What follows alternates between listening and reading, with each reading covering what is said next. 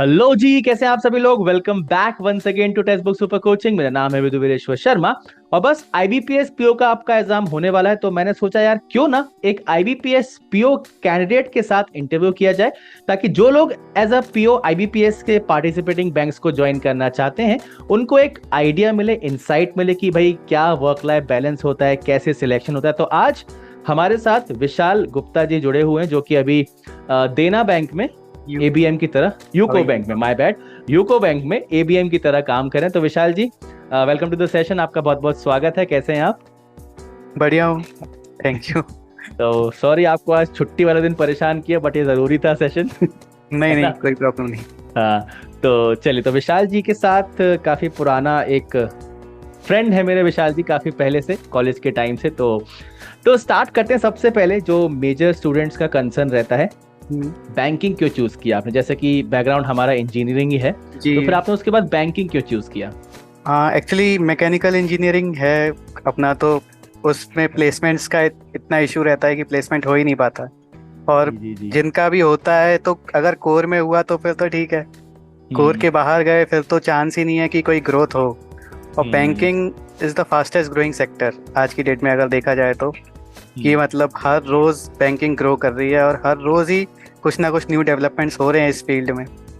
तो इसीलिए बैंकिंग को चूज किया था कि जल्दी से जल्दी आगे बढ़ना है तो बैंकिंग बेस्ट है। तो अल्टीमेटली रैपिड ग्रोथ के लिए आपने बैंकिंग को हाँ, चुना, है ना? रैपिड तो ग्रोथ है। हाँ। मतलब इंडिविजुअल, एज अ इंडिविजुअल मुझे लगा कि बैंकिंग स्टेबल भी है। ये नहीं कि सिर्फ हम्म रैपिड ग्रोथ है, बट हम्म। हर कोई चाहता है कि एक स्टेबल जॉब हो, एक स्टेबल इनकम हो। बिल्कुल, तो आपने बहुत बैंकिंग। सही बात की। ग्रोथ के साथ साथ स्टेबिलिटी बहुत जरूरी है, क्योंकि कोविड के टाइम पर मैं देखा कितने ज्यादा जी। लेऑफ्स हुए काफी सारे इंस्टीट्यूट्स में। आप भले ही किस भी पोजीशन में कंपनी पे हो, हाँ लेऑफ से काफी सारे लोग अफेक्ट हुए। तो वहाँ स्टेबिलिटी के लिए बैंकिंग आई थिंक बहुत ही एक बेस्ट ऑप्शन है, अगर बात की जाए फ्रेश ग्रेजुएट के लिए। ओके, तो जैसा एक करियर ग्राफ होता है एक फ्रेश ग्रेजुएट का, आपने ग्रेजुएशन कंप्लीट किया और उसके पहले से ही आप प्रिपरेशन स्टार्ट कर देते हैं और फिर आप ग्रेजुएट होने के बाद ही एग्जाम अटेम्प्ट करें। तो आपने भी ऐसा ही किया था कि हाँ। ग्रेजुएशन के बाद फिर आपने प्रिपरेशन स्टार्ट किया था? नहीं नहीं, मैंने ग्रेजुएशन के बाद तो कोई मतलब कोई पाथ ही नहीं था कि जिसको फॉलो किया जाए। फिर ग्रेजुएशन के अब शायद जून में मेरा ग्रेजुएशन कंप्लीट हो गया था। फिर हम्म। दिसंबर में मैंने शुरू किया था प्रिपरेशन करना। तीन ओके। चार महीने यही सोचने में लग गए कि क्या करना है, कैसे आगे बढ़ना है। हाँ हाँ, तो बिल्कुल। तो वो थोड़ा सा रहता है सभी स्टूडेंट्स के साथ, अनटिल अनलेस आप पहले से प्लानिंग करके रह रहे हैं। तो चलिए, तो प्रिपरेशन का आपका एक कर अगर देखें, तो प्रिपरेशन स्टार्ट जब आपने की तो क्या आपने हर्डल्स फेस किए? कौन सा सब्जेक्ट आपको अच्छा लगता था, कौन सा आपका बहुत ही बेकार सब्जेक्ट था, मतलब पढ़ना ही नहीं है, समझ नहीं आ रहा? फिर कैसे आपने उन सब चीज़ों को ओवरकम किया, और पहला एग्जाम आपने कौन सा दिया फिर? हाँ, पहला एग्ज़ाम मैंने एसबीआई पीओ का दिया था। ओके। जिस जो कि क्लियर हो गया था मेरा, काफ़ी अच्छा भी था। वो काफ़ी जल्दी था, मतलब दिसंबर में ही मैंने शुरू किया और अप्रैल मई में शायद एसबीआई पीओ का एग्ज़ाम था। तो आप किस और स्टेज तक गए थे एसबीआई पीओ एग्जाम में? मैं इंटरव्यू तक गया था, प्री मेंस दोनों क्लियर हुए थे, इंटरव्यू तक गया ओके। था। और तो उसके देखिए बीच सब में। लोग कितने कितने ब्रिलियंट व्यक्ति के साथ हम लोग कनेक्टेड हैं फर्स्ट अटेम्प्ट में SBI PO interview.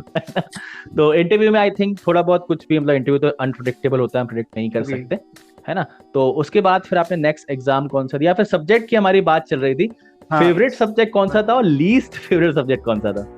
Favourite reasoning था मेरा। हाँ। रीजनिंग मेरे से काफ़ी अच्छे से हो जाती थी। लीस्ट हम्म, फेवरेट तो जी के, वो तो जनरल अवेयरनेस। पढ़ना है तो पढ़ना है, नहीं पढ़ने को बोले तो सोलो छोड़ दो इसको। पढ़ो ही मत। सही है। तो फिर उसके बाद नेक्स्ट एग्जाम आपने कौन सा दिया एसबीआई पीओ के बाद? मैंने एसबीआई पीओ के बाद एनआईएसीएल असिस्टेंट दिया था। ओके। और वो मेरा पूरा क्लियर हो गया था। मैंने एनआईएसीएल असिस्टेंट में 1 साल काम भी किया। Okay, that's great. तो एनआईसीएल में काम करने के बाद then you moved on to the yes. IBPS PO. Yes. तो आपने जॉब करते करते एग्जाम दिया और वहीं पर आपका क्लियर हो गया, या यस। आपने जब जॉब ज्वाइन किया तो थोड़ा ब्रेक दे दिया पढ़ाई को, फिर उसके बाद एग्जाम दिया आपने? नहीं नहीं, जॉब अगस्त में ज्वाइन कर लिया था मैंने। हम्म जुलाई में शायद एग्ज़ाम था उसका, जुलाई अगस्त में पूरा प्रोसेस ख़त्म हुआ उसका। और अगस्त में ही हम्म ज्वाइनिंग दे दी थी उन्होंने, काफ़ी जल्दी ज्वाइनिंग थी उसकी। फिर सितंबर अक्टूबर के टाइम पे आईबीपीएस का एग्ज़ाम हुआ। फिर मेंस हुआ दिसंबर जनवरी के टाइम। और उसका हम्म। फिर धीरे धीरे इंटरव्यू अप्रैल मई में शायद उसका रिजल्ट आया था। और उसकी भी ज्वाइनिंग, यूको बैंक की मेरी जो ज्वाइनिंग थी वो अगस्त में ही थी। तो वहाँ फिर 1 साल कंप्लीट होने के जस्ट बाद ही मेरे को यूको बैंक में ज्वाइन करना पड़ा। Okay, that's great. तो जॉब के साथ अ, ही हुआ है ये, मतलब। तो आई थिंक यहाँ आप देख सकते हैं कई स्टूडेंट्स का कंसर्न ये आता है कि सर हम ऑलरेडी वर्क करें तो क्या हम एज अ बैंकर सिलेक्ट हो सकते हैं। तो यहाँ पर आपके पास एक एग्जांपल है, NIACL AO में विशाल जी पहले ही काम कर रहे थे और उसके साथ ही उन्होंने IBPS PO एग्जाम क्रैक कर लिया। तो यूको बैंक है ना? जी सर। हाँ, यूको बैंक में कंफ्यूज हो रहा हूँ। अब उसके बाद जैसे कि आपने इनिशियली ज्वाइन किया तो होम लोकेशन से कितनी दूर आपको पोस्टिंग मिली, जो आपका होम लोकेशन है वहां से? NIACL में तो सर होम लोकेशन पे ही ज्वाइनिंग थी।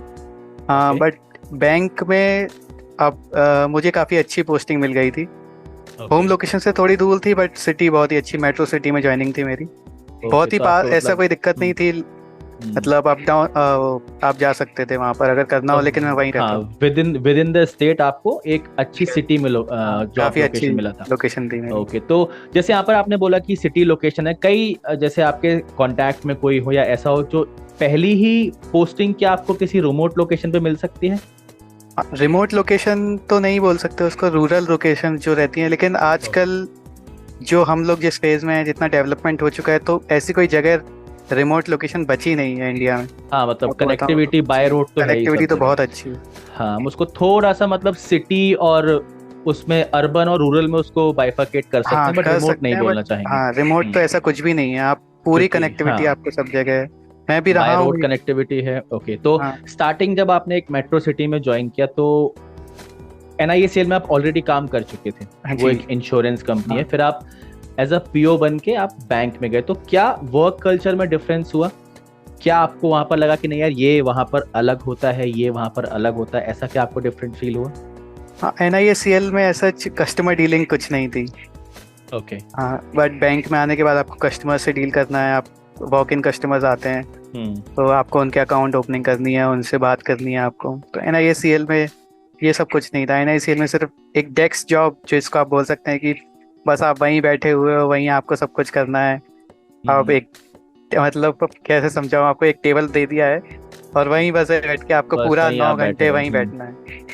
लेकिन चलिए, बैंक में ऐसा नहीं है। बैंक में आप एक्सप्लोर कर सकते हो चीज़ें। बैंक में आपके पास हेयर एंड देयर बहुत सारे अलग अलग हाँ, काम आते हैं। तो इनिशियली जैसे आपने ज्वाइन किया तो आपको क्या क्या रोल्स एंड रिस्पॉन्सिबिलिटीज दिए गए थे, और एक नॉर्मल वर्किंग आवर्स क्या थे जब आपने इनिशियली ज्वाइन किया था? हाँ इनिशियली 10 to 5 जॉब थी, बढ़िया। मतलब 10 और बजे आप अंदर जाओ, 5 बजे बाहर आ जाओ, कोई हाँ, आपसे कोई सवाल नहीं कोई पूछेगा। कुछ नहीं ओके। बोलेंगे। और इनिशियली मतलब आपको कुछ भी ऐसा वो नहीं लगता है। आपको नॉर्मल बैंक में जैसे आप जाएंगे तो आपको बोला जाएगा कि एक अकाउंट ओपनिंग फॉर्म है, आपको इस पर्सन का अकाउंट ओपन करना है। तो वो आपको सीखना है कि कैसे अकाउंट ओपन करना है, क्या करना है, बस। और यहाँ पे थोड़ा एक बहुत एक एक क्वेश्चन मैं और पूछूं, जैसे आपका जब इस, एग्जाम क्लियर हुआ, फाइनल प्रोसेस हुआ, तो उसके बाद जो ट्रेनिंग होती है वो कैसे क्या होती है, क्या उसका पूरा सीन रहता है? हाँ ट्रेनिंग मेरी 21 डेज की थी ट्रेनिंग। ओके। उसमें ही, ट्रेनिंग में ही ये सब कुछ बता दिया जाता है जो मैं अभी आपको बता रहा हूँ, कि किस तरह से आपको कस्टमर आएगा, किस तरह से आपको उससे बोलना है, क्या करना है, और बैंक में क्या क्या काम होते हैं जो आपको करने हैं, वो सब आपको ट्रेनिंग में समझा दिया जाता है। सब आपको कहीं भी बैंक ज्वाइन करने के बाद ये नहीं लगेगा कि मुझे मुझे तो मुझे ये पता नहीं ही आता। नहीं है, ये नहीं आता, वो नहीं आता। सही ये बात है। कहीं कोई वो नहीं आएगी दिक्कत। तो 21 डेज की ट्रेनिंग में आपको हेयर एंड देयर पूरा जो हाँ बैंक का लेआउट है, आपको क्या क्या टास्क आपके पास आ सकते हैं और जी। कैसे उनको पूरा करना है, ये हमें सारी चीज सिखाई जाती है। ओके, तो ये आपका बेसिक बात होगी। बाकी हम वर्क लाइफ बैलेंस और ओवरऑल चीजों पर भी बात करेंगे। ट्रांसफर्स और प्रमोशंस का क्या यहाँ पर लेआउट रहता है? आपका पहला ट्रांसफर कितने टाइम के बाद हुआ था, और वो होता ही है या आपने लिया था? कैसा इसका पूरा लेआउट रहता है बैंक?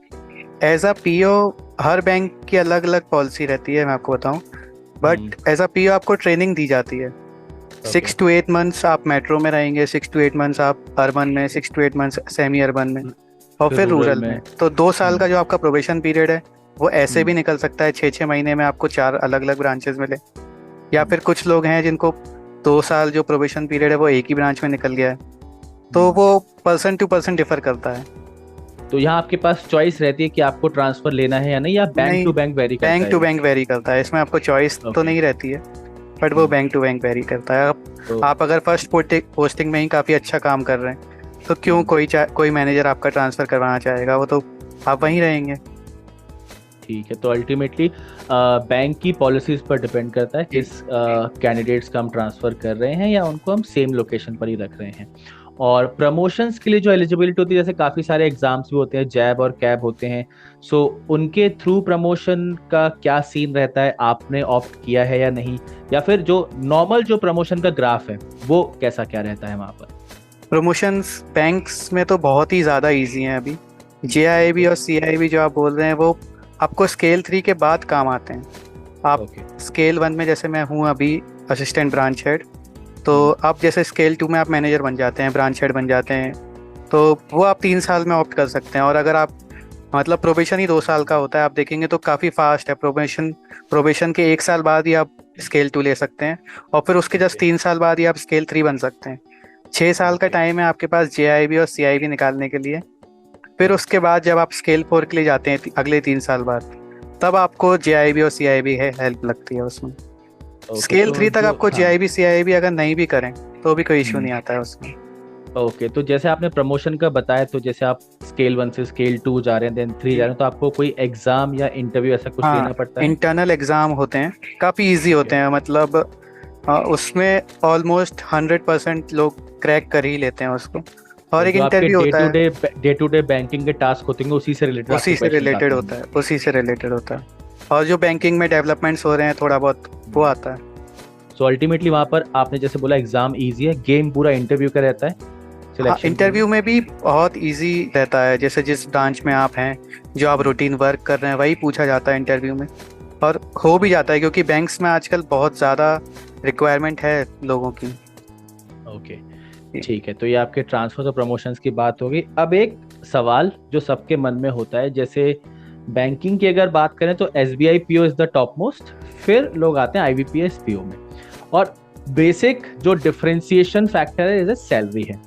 तो अगर आपसे पूछा जाए जब आपने पहली बार ज्वाइन किया था तो आपकी फर्स्ट सैलरी का अमाउंट एग्जैक्टली कितना था, अगर आपको याद हो तो? फर्स्ट सैलरी तो नहीं याद है ऐसे, शायद 45 या 50 के अराउंड था इन एंड। तो जब वे बैक आई थिंक आपको 8 साल लगभग हो गए ज्वाइन किए हुए? 4-5 साल हुए हैं मुझे। 5 साल हुए। 45 शायद था। 45 आपका उस समय आया था। तो अब जो नए लोग ज्वाइन करे उनका कितना कैसा क्या चेंज आया, कुछ आपको आइडिया हो? अब अभी एक्चुअली हमारा सैलरी रिवाइज होने वाली है, अभी ही थोड़े टाइम में हो जाएगी, तो शायद इन हैंड 65 के अराउंड होना चाहिए नई सैलरी जो अभी रिवाइज होने वाली उसके अकॉर्डिंग। 2024 में जो आएगी? हाँ। ओके, तो यहाँ पर भाई देखो, परेशान होने वाली बात नहीं, 65,000 सैलरी होने वाली है, बट ये चांसेस हैं, अभी कुछ फिक्स नहीं है। हाँ, अभी फिक्स नहीं है, आपके पास रिपोर्ट आई होगी। ओके, हो जानी चाहिए। ठीक है, अब बात करते हैं day to day life as a IBPS PO। आपका पूरा शेड्यूल क्या होता है, आप दिन की शुरुआत कैसे करते हैं, और दिन भर क्या क्या आपको करता है, लंच टाइम कैसा क्या रहता है, फिर आप एंड में जब ब्रांच से आप बाहर आ रहे होते तो उस समय आपके क्या क्या फंक्शन होते हैं, इन सब के ऊपर थोड़ा सा हम डिस्कशन करेंगे। अब तो शुरुआत कितने बजे होती है? अभी मैं जिस ब्रांच में हूँ उसका टाइम है 11 to 6 है। तो ब्रांच के टाइम ऐसे वेरी कर सकते हैं? यस, एक्चुअली ये डिस्ट्रिक्ट वाइज वेरी होते हैं। मतलब वो वहाँ पे कुछ नॉर्म्स है कि बैंक अकॉर्डिंगली कर सकते हैं चेंज? नहीं, वहाँ पे मार्केट जिस टाइम ओपन होता है उस टाइम पर होता है। जैसे कहीं जगह 9 to 3 भी है, कई जगह 10 to 4 है, कई जगह 11 to 6, ऐसे 3 हैं स्लॉट्स। जैसे एक बैंक की ब्रांच मुझे पता है, जो आई थिंक आपको भी पता होगा, ट्यूसडे को हॉलीडे रहता है वहाँ पे, क्योंकि मार्केट में ट्यूसडे को बंद रहता है। हाँ, ऐसा काफी जगह है। तो आपकी ब्रांच 11 से 6 का आपका फिक्स टाइम है। तो आप इनिशियली जब ब्रांच में अंदर जाते तो आप स्टार्टिंग कैसे करते हैं, क्या क्या आपको देखते हैं? जैसे आप अभी बोला आपने ABM है आप, तो क्या आपके फंक्शंस होते हैं, आपको क्या क्या at the start of the day आपको क्या करना पड़ता है, और एंड ऑफ द डे पर आपको क्या करना पड़ता है? स्टार्ट ऑफ द डे तो नॉर्मली है ऐसा, जाके अपने डेस्क पे आप बैठ जाइए और आपका सिस्टम ओपन कर लीजिए, लॉगिन करके आपको देखना है कि डे टू डे अभी कौन से मेल्स वगैरह हैं, क्या चल रहा है बैंक, वो चेक करना है आपको। फिर उसके बाद जैसे जैसे डे प्रोग्रेस करता है क्या क्या पेंडेंसी है वो देखनी है। अभी ये एज अ ABM तो मुझे काफ़ी सारा लोन प्रोसेसिंग भी करनी है, काफ़ी सारी चीज़ें देखनी रहती हैं, तो जो जो पेंडिंग रहता है वो मैं सबसे पहले निपटाता हूँ। तो लोन प्रोसेसिंग का मेनली मेरे पास ज़्यादा काम रहता है कि लोन्स देखने हैं मुझे, तो वही मैं करता हूँ अभी तो। बाकी जैसे इनिशियली बोला जाता है कि जो आपके POs होते हैं उनको क्लर्क्स या बाकी लोगों के वर्क को मॉनिटर भी करना होता है, सारी चीज़ें करना होता है, तो वो कैसे आप करते हैं और क्या मतलब उसमें आप चेक करते हैं? हाँ, मॉनिटर एज सच नहीं, पीओस का काम पहले क्लरिकल के बराबर ही रहता है कि आपको क्लरिकल का पहले काम आना चाहिए तभी आप उसको मॉनिटर कर पाएंगे। तो पहले पीओस को क्लरिकल का काम सिखाया जाता है, अकाउंट ओपनिंग, कैश डीलिंग और कस्टमर इंटरेक्शंस उनके ज़्यादा किए करवाए जाते हैं। फिर एज वो प्रोग्रेस करते हैं, आगे बढ़ते हैं, एक्सपीरियंस गेन करते हैं, तो फिर उनको लोन में इंट्रोड्यूस किया जाता है। ओके, तो अभी आप जहाँ पर हैं वहाँ लोन पूरा हाँ, आपका काम फिर है। अभी मेरा पूरा उसमें है।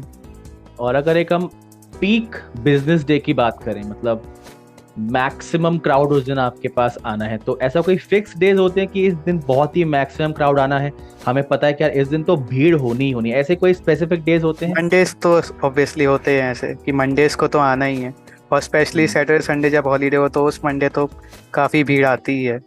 तो उसके लिए मेंटली प्रिपेयर हो ही जाते हैं। जब मंडे को निकलते हैं तो आप तैयार रहते हैं कि हाँ आज तो भीड़ आएगी। तो जैसे अभी तक ऐसा कभी हुआ जो नॉन स्टॉप मतलब बैठे ही रहे हैं, काम करा, ना लंच ब्रेक हुआ, ना बाहर गए, ना कुछ, ऐसा कोई दिन बीता है? और मैक्सिमम स्ट्रेच आपका कितना था, वर्किंग स्ट्रेच उस दिन? मैक्सिमम स्ट्रेच तो शायद मेरा 9 बजे तक, 9-10 बजे तक रहा है। आई थिंक फेस्टिवल का कोई टाइम होगा उस समय या फिर? हाँ, दिवाली के टाइम पर ये मोस्टली हुआ है मेरे साथ। तो वो भी वंस ना ब्लू मून होता है कि मतलब बहुत ही कम ऐसा होता है, बाकी वरना 6-6:30 बजे तक आप फ्री हो ही जाते हैं। इस ब्रांच में तो मेरी काफ़ी स्टेबल ब्रांच है, तो कभी कोई दिक्कत नहीं आती है अभी तो। ओके, तो बाकी क्राउड जब मैनेज वगैरह तो आप, हाँ बताइए हाँ, बताइए बताइए। क्राउड मैनेज का ऐसा है कि अब मैंने आपको बताया कि क्लेरिकल्स का ज़्यादा काम होता है क्राउड से डील करने का, कि कैश हैंडलिंग का और अकाउंट ओपनिंग का उनका ज़्यादा काम होता है। तो वो आपके ऊपर डिपेंड करेगा एज अ एपीएम, जब आप बन के जाएंगे तो आप उनको कैसे मैनेज करते हैं। आपको क्लेरिकल्स को मैनेज करना पड़ेगा ताकि वो क्राउड को अच्छे से मैनेज कर पाए। वो आप जितना ओके अच्छे से कर पाएंगे उतना जल्दी आप फ्री हो पाएंगे। ओके ओके, ये बात होगी। तो अगर वर्क लाइफ बैलेंस की बात करें तो कितना यहाँ पर वर्क लाइफ बैलेंस है, कितना आप चीज़ों की, जैसे आपका सेकंड और fourth Saturday I think of रहता है, यस। बाकी सैटरडे आपको वर्क करना होता है। तो एक वर्क लाइफ बैलेंस की अगर बात करें, बेसिक वर्क लाइफ बैलेंस है या नहीं है? हाँ, वर्क लाइफ बैलेंस तो अच्छा है। देखा जाए तो सुबह आपके पास इतना टाइम रहता है। अब अभी अगर आप ब्रांच वाइज देखें, जैसे 9 बजे की अभी ये अगर आपकी ब्रांच है तो शाम का टाइम आपका पूरा फ्री है। अगर 10 से 4 वाली ब्रांच है तो थोड़ा सुबह थोड़ा शाम का फ्री है। और मेरी जैसे ब्रांच है 11 से 6 की, सुबह मेरे पास काफ़ी टाइम रहता है। अगर मैं कुछ चाहूँ तो अच्छा खासा प्रोडक्टिव काम कर सकता हूँ, और 10 बजे भी अगर मैं वो काम ख़त्म करके 11 बजे तक रेडी होता हूँ जाता हूँ तो भी कोई दिक्कत नहीं। शाम को भी जल्दी हो ही जाते हैं। मैक्सिमम मैंने आपको बताया कि 9-10 सिक्स अगर सिक्स बजे थर्टी हैं। मतलब। हाँ, अगर कभी भी पीक आवर्स में भी 9-10 बजे हैं तो वो भी एक बार ही कभी हुआ है। बाकी नहीं तो हुआ भी तो अगर रेगुलर होगा भी तो 7 बजे तक आप फ्री हो गए, तो 7 बजे के बाद तो पूरा टाइम आपका है। अगर आपके कोई फ्रेंड्स होंगे जो बाकी अपने फ्रेंड्स हैं आईटी कंपनीज में या किसी में, तो उनका अपन ने देखा ही है कि कितनी मतलब उनकी हालत सुबह से 8-9 बजे से लग जाते हैं और रात को 10-10 बज जाते हैं। उनको अभी वर्क फ्रॉम होम में तो स्पेशली बहुत ही तो ज़्यादा अल्टीमेटली चैलेंज है। बैंकिंग में काफी अच्छा वर्क लाइफ बैलेंस है, आप हाँ। और वर्क लाइफ बैलेंस से सहमत हैं? ठीक है, ये हमारी बात होगी वर्क लाइफ बैलेंस की। दूसरा, आपको पसंद आ रहा है बैंकिंग में काम करना या नहीं, सबसे बड़ा सवाल ये है। हाँ, बैंकिंग अच्छी है, काफ़ी पसंद आ रहा है मुझे तो अभी। हम्म, और आप फ्यूचर अल्टीमेटली आपने बिल्कुल सेट करा। दूसरा एक और इम्पोर्टेंट सवाल था, आई थिंक जो बैंक हमें स्टार्टिंग में अलॉट होगा उसी में हमें लाइफ टाइम काम करना होता है, ऐसा ही सीन रहता है यहाँ पर, या हम चेंज भी कर सकते हैं बीच में? नहीं सर, आप चेंज तो नहीं कर सकते हैं, आपको उसी में रहना ओके पड़ता है। ओके, चेंज और ये आपका तभी अलॉटमेंट, होगा हाँ। जब आप हम्म आईबीपीएस फिर से देंगे और फिर से आप करेंगे तो। ओके, तो अलॉटमेंट जो आपका हुआ था वो आपने जो प्रेफरेंस ऑर्डर फिल किया था फॉर्म फिलिंग करने समय, हाँ। उसके अकॉर्डिंग ही हुआ था? यस तो सर। जो आपका भी यूको बैंक है वो आपने किस पर्टिकुलर ऑर्डर में भरा था, आपको अगर याद हो तो? सर एक्चुअली उस टाइम पर यूको बैंक की सबसे ज़्यादा वैकेंसी थी, जो वैकेंसी चार्ट आता है। तो अब मैं पहली बार फॉर्म भर रहा था, मुझे कुछ आइडिया नहीं था, तो इसीलिए मैंने वैकेंसी वाइज फॉर्म भर दिया था कि ओके जिसमें सबसे ओके ज़्यादा वैकेंसी है उसकी सबसे ऊपर प्रेफरेंस दे दी थी मैंने, तो इसलिए मुझे यूको बैंक अलॉट हुआ है। ओके, चलिए, तो वैकेंसी वाइज आपने फिल किया था ताकि, जी सर। चलिए। दूसरा एक इम्पोर्टेंट सवाल रह गया जब हम सैलरी का डिस्कशन कर रहे थे। एसबीआई में और आईबीपीएस में जो अलाउंसेस है उनमें काफी बड़ा एक डिफरेंस है। तो आपको जो बेसिक अलाउंसेस है वो क्या मिलते हैं as an IBPS PO? Allowances में सर एसबीआई में और इसमें डिफरेंस तो कुछ भी नहीं है। एसबीआई में बस आपको एक फ़ायदा ये मिलता है कि आपको ज्वाइन करते ही 2 इंक्रीमेंट एक्स्ट्रा मिलते हैं। अच्छा, तो फर्स्ट इसी सैलरी के साथ ही? यस, आपको ओके ज्वाइन करते ही मतलब आप जो ओके। आईबीपीएस पीओ में आपकी सैलरी 2 साल बाद होगी, वो आपको एसबीआई में ज्वाइन करते ही मिलती है, तो वहाँ पर मेन डिफरेंस आ जाता है। बाकी अलाउंसेस मुझे मिलते हैं, न्यूज़पेपर अलाउंस मिलता है, एंटरटेनमेंट अलाउंस मिलता है। मुझे जहाँ मैं रह रहा हूँ वहाँ घर नहीं है, तो बैंक ही मेरा रेंट पे करती है, तो रेंट ये सारे अलाउंस। मंथली मंथली अलाउंसेस आपके? यस सर, मंथली मिलता है। ओके। और अभी मुझे फर्नीचर भी मिल गया है बैंक से। तो वो ईयरली मिलता है कि एक बार मिलेगा लाइफ टाइम? नहीं नहीं सर, फर्नीचर का ऐसा है, वो 8 ईयर्स में आप एक बार ले सकते हैं। ओके। हाँ, वो भी काफ़ी अच्छा अमाउंट रहता है, मतलब फर्नीचर का आपको, आप पूरा अपना घर का फर्नीचर करवा सकते हैं, इतना अमाउंट मिल जाता है। तो 8 ईयर्स में आप, और 8 साल में कौन फर्नीचर बदलता है सर? बिल्कुल सही बात है, बिल्कुल सही बात है। हर 8 साल ओके। में बैंक देती है आपको। तो बस जब मन करे, अरे यार ये सोफा पसंद नहीं आ रहा, चेंज पूरा कर चेंज दीजिए। कर दो। ठीक है। तो अलाउंसेस ये सारे हो गए, मतलब अल्टीमेटली जैसा आपने बोला बेसिक डिफरेंस जो एसबीआई और आईबीपीएस के जो आपका सैलरी है उसमें बेसिक डिफरेंस है कि वहां पर दो आपको जो इंक्रीमेंट्स है वो लगकर मिलता है, यहाँ पर आपको वो 2 साल में करीब मिलेंगे, और बाकी basic allowances I think same ही है। सेम। हाँ। ओके, तो अब अगर बात करें, जैसे एक स्टूडेंट सोच रहा है कि यार मैं बैंक ज्वाइन करूं, ऑब्वियसली स्टेबिलिटी है, तो एक फ्यूचर प्रोस्पेक्ट क्या है, कहाँ तक, किस सर्टेन लेवल तक एक स्टूडेंट पहुंच सकता है अगर वो पीओ की तरह ज्वाइन कर रहा है, और आगे क्या फ्यूचर है बैंकिंग में? फ्यूचर तो अच्छा है सर बैंकिंग में, बैंकिंग तो कभी ख़त्म नहीं होनी है, पैसा रहना ही है हमेशा लोगों के पास। और सही बात है। और फ्यूचर, और मतलब एज अ प्रमोशन अगर वो लेता जाता है, रेगुलरली प्रमोशन लेता है, तो कोई मतलब कोई भी वो चांस नहीं है कि वो आराम से सीएमडी बन सकता है। सीएमडी की पोजीशन तक अब आराम से जा सकते हैं, इतना इजी प्रमोशन है। हर 3 साल में प्रमोशन हो रहा है। अगर आप मतलब शायद पीओस का 28 ईयर्स तक रहता है, 28 ईयर्स तक आप ज्वाइन कर लेते हैं, तो 31 में स्केल 2, 34 में स्केल 3, 37 में आप स्केल 4 में आ जाएंगे। और फिर तो आप आराम से 60 तक रिटायरमेंट है, आप तो मतलब बहुत आगे चले जाएंगे।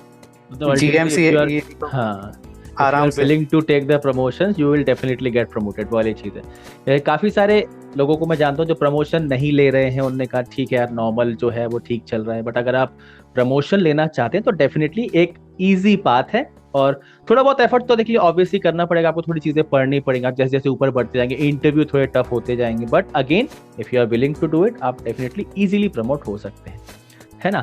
चलिए, तो ये हमारा पूरा डिस्कशन हो गया, सारी चीजें हमने कवर कर ली हैं, और एक आई होप जो भी आईबीपीएस पीओ की तैयारी कर रहे होंगे उनको एक बेसिक आइडिया मिल जाएगा कि अगर आप आईबीपीएस पीओ की तरह सिलेक्ट होकर जाएंगे तो ये काम आपको करने होंगे।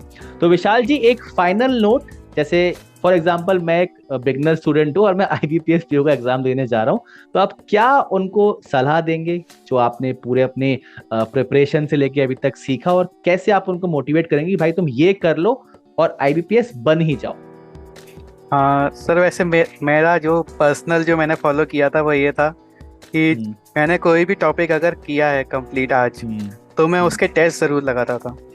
ओके। मॉक टेस्ट हो गए, या कभी कभी तो ऐसा होता था कि मैं फुल टेस्ट भी लगाने बैठ जाता था, कि नहीं आता तो फिर भी एक बार लगा के तो देख ही लूँ। और फिर उसका एनालिसिस बहुत इंपॉर्टेंट है। आपने लगाया और उसमें आपने देखा कि कोई शॉर्ट ट्रिक है या कुछ है, सॉल्यूशन में पता लग ही जाता है सर, शॉर्ट ट्रिक्स या कुछ टेक्स्ट बुक पे भी स्पेशली पता लग ही जाता है। तो ओके। उसमें आप कितना टाइम दे रहे हैं, आपकी टाइमिंग ऊपर लिखी आती है जब आप कोई टेस्ट दें या कुछ, कि इस क्वेश्चन को आपने 2 मिनट दिए हैं, 1 मिनट दिया है, 30 सेकंड दिए हैं, वो बहुत इंपॉर्टेंट है। सबसे इम्पोर्टेंट आपको टाइम मैनेज करना है, और मोस्टली वो मॉक्स के थ्रू ही हो सकता है। जितने ज़्यादा कोई अगर मॉक देगा उतना ज़्यादा उसका अच्छा चांस है सिलेक्शन का। ओके, तो ultimately attempting the mocks is the key to success, according to me. भाई। हाँ, अकॉर्डिंग टू मी। और डेफिनेटली आप सिलेक्शन ले चुके हैं, आप ऑलरेडी वर्क कर रहे हैं, तो आपकी जो बात की वैल्यू है वो बहुत ज्यादा है ना।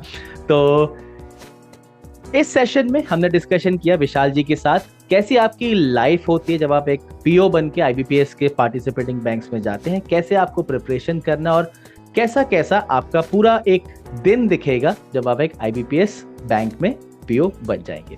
ओके, सो आई होप ये सेशन आप सभी को अच्छा लगा होगा, और अगर आपके मन में कोई भी सवाल हो इस सेशन में डिस्कस की हुई किसी भी बात से रिलेटेड, तो आप कमेंट सेक्शन में उन्हें मार्क कर सकते हैं। मैं विशाल जी से वो सवाल पर्सनली पूछ के उसका आंसर कमेंट सेक्शन में मार्क कर दूंगा। ओके, सो आई होप इस सेशन में जो भी डिस्कशन हुआ है वो आप सभी के लिए काफी हेल्पफुल होगा, आपकी प्रिपरेशन में भी और साथ के साथ डिसाइड करने में भी कि बैंकिंग आपके लिए अच्छा है या नहीं।